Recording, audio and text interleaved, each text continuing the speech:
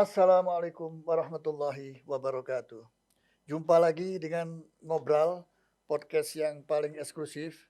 Saya HM Baharun selaku host akan memilih satu topik yang menarik pada sore hari ini, yaitu dengan tema agenda peradaban Islam mendatang. Selaku narasumber kita pada saat ini adalah Bapak Haji Muhammad Nasir Zubaidi, seorang tokoh senior selaku Ketua Bidang Hubungan Antar Lembaga dan Luar Negeri Dewan Masjid Indonesia, sekaligus juga sebagai pembina DDII, Dewan Dakwah Islam Indonesia. Juga pernah lama di Majelis Ulama selaku Wasekjen, pernah juga sebagai anggota Dewan Pertimbangan, dan banyak lagi Pak Nasir ini jabatan-jabatannya yang untuk kemaslahatan umat. Assalamualaikum Ustaz. Waalaikumsalam warahmatullahi Jumpa lagi wabarakatuh. dengan ngobrol nih ya. Kita Iya. bawa satu judul tadi yang saya sebutkan. Judul ini saya kira penting ya, agenda peradaban Islam mendatang ini. Karena masjid ya sebagai basis di mana umat berkumpul ya, minimal seminggu sekali ya. Sholat Jumat itu ya. Ini menjadi penting untuk membangun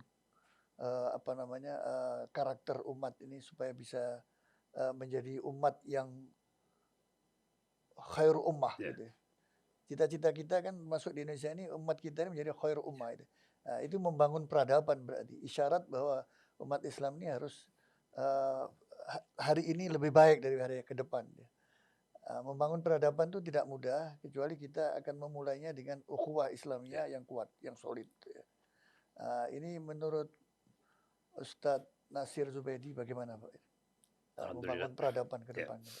Alhamdulillah, sebenarnya dari masjid itu ternyata masjid menjadi pusat peradaban. Dan masjid yang punya jamaah, punya aset masjid itu kan terdiri dari imam masjid, khatib, mubalik, dai, ada juga ulama. Lalu ada takmir masjid yang mengelola masjid. Ada takmir, ada yayasan juga. Marbot orang-orang. Lalu ada muadzin. Terakhir ada marbot. Muadzin dan marbot itu 24 jam. Masjid-masjid yang berkembang ada minimal PAUD, ada TK, bahkan ada yang punya perguruan tinggi.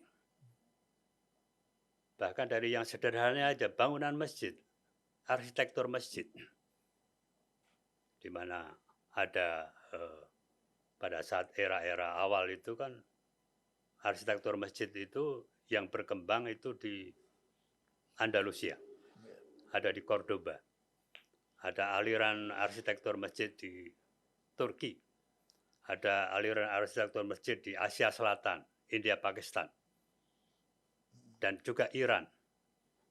Tapi yang belum dilihat oleh dunia Islam adalah arsitektur masjid di Indonesia, yang dengan sistem gonjong dan lain-lain. Lalu ada karpet, ya kan? Karpet itu bermula dari masjid juga kan.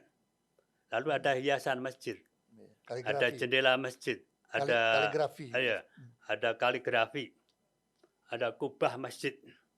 Menara. Itu merupakan produk umat Islam melalui masjid, dan itu menjadi produk peradaban Islam. Lalu sekolah perguruan tinggi juga adalah produk peradaban Islam. Kalau dari awal saya sampaikan bahwa para ulama-ulama kita, Imam Al-Ghazali tadi disebutkan bahwa ada ilmu fardu ain, ada ilmu fardu kifayah. Lalu ada ulama berikutnya itu mengatakan ada dalil nakli dan dalil akli. Ya kan? Lalu ada tafakuh fidin dan tafakuh finas. Itu adalah merupakan rangkaian bagaimana memproduk sebuah peradaban. Kalau Profesor Dr. Osman itu yang menulis, Osman Amin atau Umar Amin tuh, yang menulis tentang masjid sebagai pusat peradaban dan kebudayaan. Itu adalah merupakan rangkaian bahwa masjid harus punya pengaruh. minimal pengaruh masyarakat sekitar. Tapi masjid-masjid yang terkenal seperti Al-Azhar, ya kan, yang punya badan wakaf, yang bisa mengelola dana, bisa memberikan beasiswa, tidak hanya orang-orang Mesir, tidak hanya orang-orang Timur Tengah, tapi pemuda-pemuda Islam di seluruh dunia. Nah, kita juga di Indonesia memimpikan itu seharusnya. Insya Allah nanti Basnas atau Badan Pengelola Keuangan Haji bisa punya semacam, ada badan wakaf kita juga kan. Itu seharusnya harus mulai memikirkan dalam rangka membangun peradaban Islam Indonesia yang utuh, yang luas, yang punya kompetensi yang bergengsi dalam dunia internasional. Karena sekarang ini kiblat umat Islam tidak hanya di Mesir, tidak hanya di Saudi Arabia, tidak hanya di Turki, tapi umat Islam Indonesia harus berangkat mulai mengangkat peradaban Islam dari Indonesia. Apalagi kita ini sebagai negeri muslim terbesar di dunia kan. Jadi kalau negeri muslim tidak hanya orientasinya hanya kuantitatif saja, tapi juga orientasi kualitatif. Tadi disebutkan bahwa kita diharapkan oleh Allah Subhanahu wa taala menjadi umat yang terbaik. Khairu umat. Yang ditampilkan di antara umat manusia untuk melakukan amar ma'ruf dan nahi munkar. Dan mereka adalah orang-orang yang beriman kepada Allah Subhanahu wa taala. Dari urian Pak Nasir tadi cukup strategis ya masjid untuk membina umat ini, menyongsong peradaban mendatang ini, peradaban umat Islam ke depan.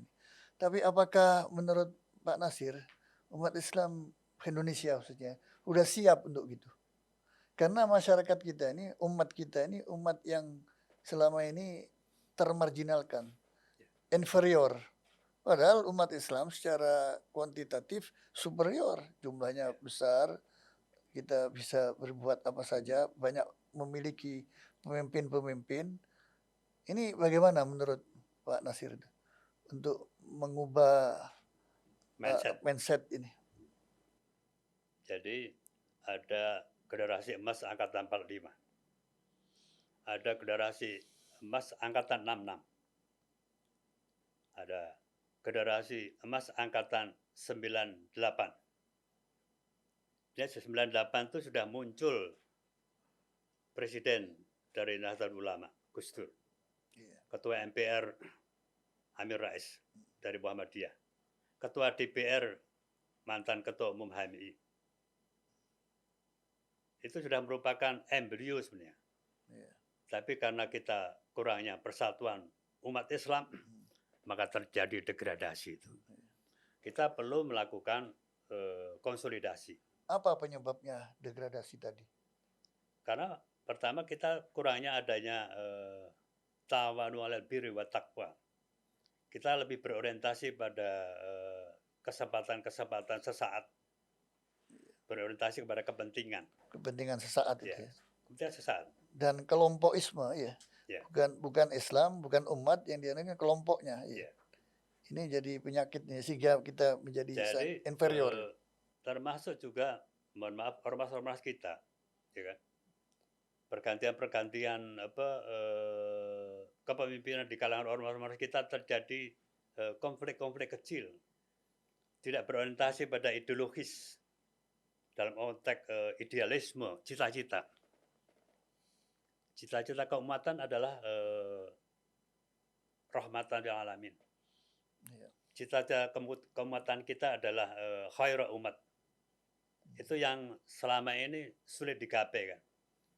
Saya menginginkan adanya untuk ormas-ormas Islam itu melakukan konsolidasi internal dulu. Marilah kita pelihara masjid. Marilah kita pelihara pesantren. Marilah kita pelihara perguruan-perguruan tinggi Islam dalam konteks manajemen. Sudahkan masjid itu ada yayasan, ada badan wakafnya. Sudahkan pesantren itu ada badan wakaf untuk swasta Islam loh. Iya.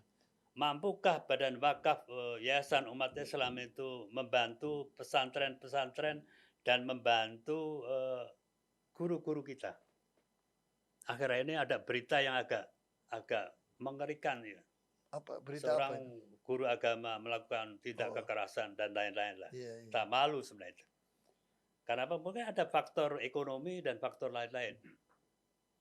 Dan mohon maaf ya, eh, guru-guru madrasah kita itu honornya itu di bawah UMKM. UMR.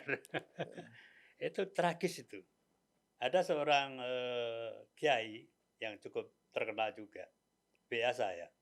Bisakah si A yang Anda kenal, Pak Nasir kenal, bisa membantu untuk guru-guru saya, minimal untuk hadiah THR itu. Menurut saya situasi yang tragis. Jadi Iya. konsolidasi umat itu bisa konsolidasi ormasnya, konsolidasi masing-masing lembaga keagamaan kita. Ada orang yang nyerang BPKH begini-begini. Orang tidak tahu bahwa yang melontarkan itu ternyata orang lain itu. Bukan dari kalangan pemerintah, bukan dari kalangan kita, tapi memicu agar kita ini marah. Marah terhadap lembaga-lembaga keumatan kita. Marah terhadap Basnas, marah terhadap BPKH. Saya sampaikan di teman-teman di forum alumni KBB, saya katakan bahwa kita kewajiban kita sekarang konsolidasi umat itu memelihara apa-apa yang sudah kita miliki, termasuk Basnas, Badan Wakaf, BPKH. BPKH dipimpin oleh orang-orang yang cukup capable dan kredibel saya melihat. Berkompeten. Mereka mantan dirjen, mantan dirut dari Bank Syariah Mandiri. Iya. Dan juga komisionernya itu ada yang mantan direktur dari, saya tahu persis itu. Jadi mungkin ada pihak luar yang tidak senang Justru dengan itu. Ingin mengadu domba kita dan ingin memecah belah kita, ingin mengkompori kita untuk kita selalu konflik baik internal maupun eksternal. Apa ini termasuk dalam fenomena Islamofobia itu menurut Salah satu di antaranya. Salah satu di antaranya, dan alhamdulillah sekarang PBB saja sudah menghapus itu kan. Iya, undang-undang. Bahkan negara-negara termasuk negara Eropa dan Amerika sekarang sudah menyadari. Amerika jadi undang-undang. Ini insya Allah akan menyadarkan negara-negara organisasi konferensi Islam atau organisasi kerjasama Islam. Iya. Nah, insya Allah nanti melalui pertemuan Masjid ASEAN, tadinya ada teman-teman yang mengusulkan Masjid Dunia, ASEAN dulu lah. Apa temanya nanti untuk pertemuan Masjid se-ASEAN ini? Temanya untuk sementara kita kesejahteraan masyarakat ASEAN. Jadi masjid harus mampu memberikan kesejahteraan kepada masyarakat di sekitar masjid, tidak hanya orang Islam. Misalkan sebenarnya ya, kalau di tempat saya dulu, waktu saya jadi pengurus masjid, yang kita kasih daging kurban itu tiap pintu kita kasih. Tidak peduli dia Hindu, Buddha, Islam, Kristen kita kasih. Kalau mungkin zakat fitrah masih ada asnafnya, Iya. tapi untuk kurban saya pikir. Dan saya pikir untuk zakat mal itu kita bisa lakukan untuk pengembangan masyarakat secara umum.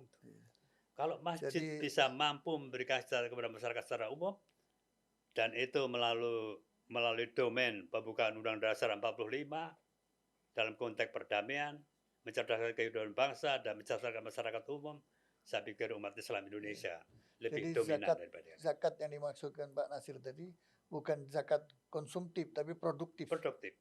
Akhlak karimah itu kan yang punya karakter itu kan. Lalu baru yang kompeten, kemampuan dia. Iya. Di bidang Kita ilmu dan beribadah, saya kira penting ini yang beribadah. Iya. Ya akhlak saja misalnya banyak orang yang kita kalah dengan politisi actingnya untuk sopan santun apa. Tapi yang kita nilai itu kan ibadahnya. Ahli masjid apa enggak?